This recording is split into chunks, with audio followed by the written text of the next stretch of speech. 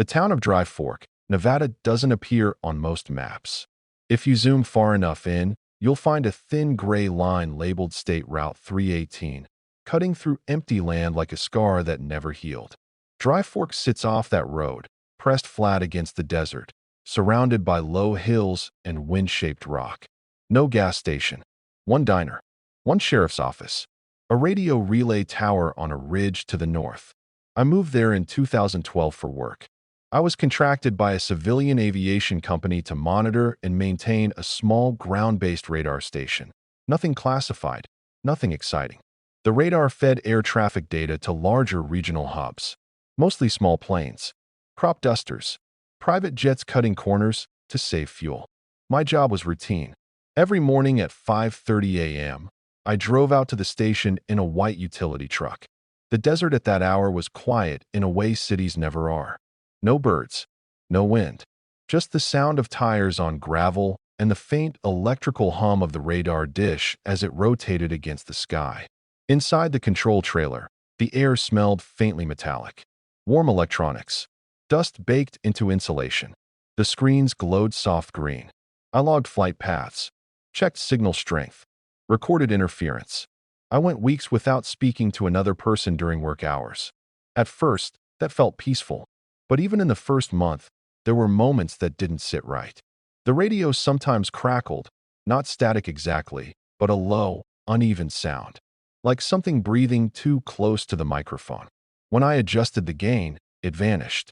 Sometimes the desert felt attentive, like the silence wasn't empty, like it was waiting. I told myself that was isolation talking. Out there, you start noticing things you shouldn't. Or so I thought. The first anomaly was logged on August 17th, 2:14 a.m. I was reviewing overnight data when a track appeared at the extreme edge of the radar's range. No transponder, no flight plan. That wasn't unusual on its own. What was unusual was the speed. It wasn't fast. It wasn't slow. It was wrong. The return moved in short, uneven increments. Not a smooth arc. Not a straight line. It jumped, stopped, jumped again. Each movement was separated by several seconds of complete stillness. Like it was thinking. I checked the system clock. Synced. Accurate. I assumed interference. I marked it as noise and moved on. Over the next week, similar tracks appeared. Always late at night. Always at the edge of range. Always behaving the same way. Then the animals started disappearing. A rancher named Tom Alvarez came into the diner one morning shaking so badly he spilled his coffee. He said 6 of his cattle were gone. No tracks. No blood. Fences intact. Just gone. Coyotes stopped howling at night. The desert, which usually hummed with subtle life sounds, went flat. Dead quiet. On August 29th, my truck radio cut out while I was driving back from the station. Not static. Not silence. A tone. Low. Steady. Pressing against my ears. It lasted exactly 12 seconds. When it stopped, my hands were numb on the steering wheel. I pulled over and threw up in the sand.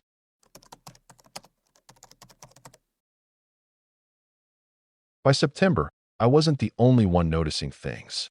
Sheriff Marla Henson stopped by the radar station unannounced one afternoon. She leaned against the doorframe and didn't come inside. "Have you been seeing lights?" she asked. I didn't answer right away. "Just say yes or no," she added. "Yes." She nodded, like she'd expected that. People reported lights hovering over the hills north of town. No blinking, no movement, just a dull, colorless glow that made depth hard to judge. One witness described it as a hole where the sky forgot how to be dark. Power outages became frequent. Not full blackouts, just partial failures.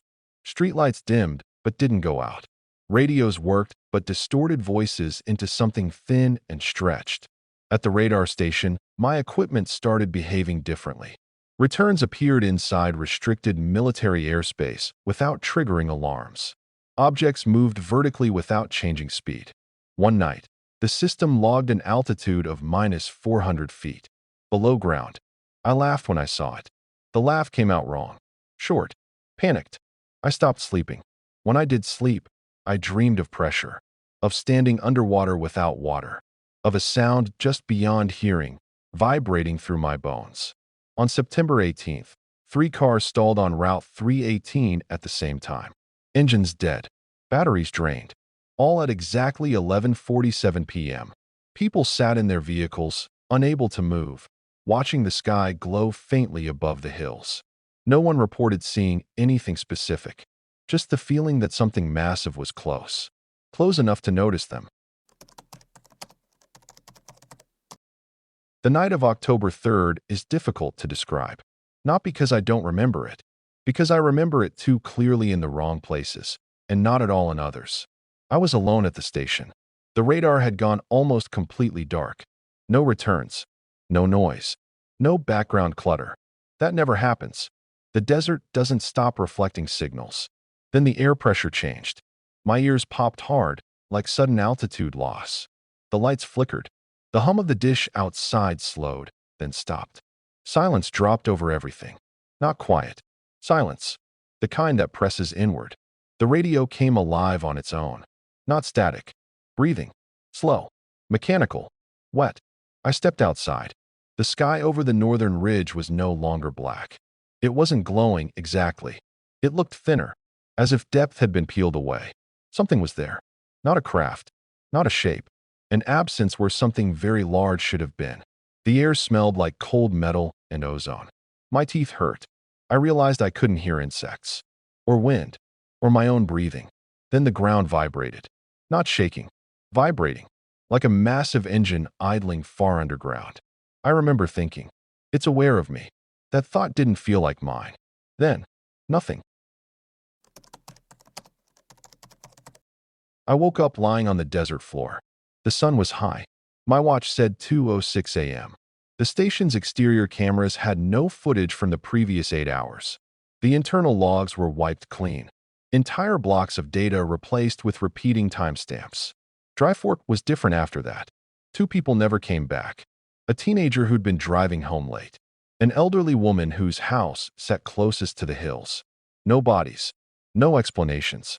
Military vehicles arrived 3 days later. Unmarked. Quiet. Efficient. They didn't ask questions. They told us what we didn't see. We signed papers we weren't allowed to read afterward. The official report blamed experimental aircraft tests. The town diner closed within a month. People left. I stayed. Sometimes I still hear the tone on the radio. Sometimes the night sky looks too shallow, like something enormous is just on the other side, pressing close, waiting for the signal to finish.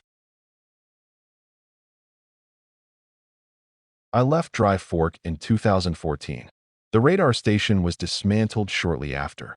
Officially, nothing unusual ever happened there. But aviation records from that year show unexplained signal gaps across multiple states. Satellite data from October 3rd is permanently classified. And sometimes, late at night, my phone loses signal and replaces it with a familiar sound. Low, steady, breathing. I no longer look at the sky, because I know now, it isn't empty. It's occupied. And whatever is out there doesn't need to land to be close.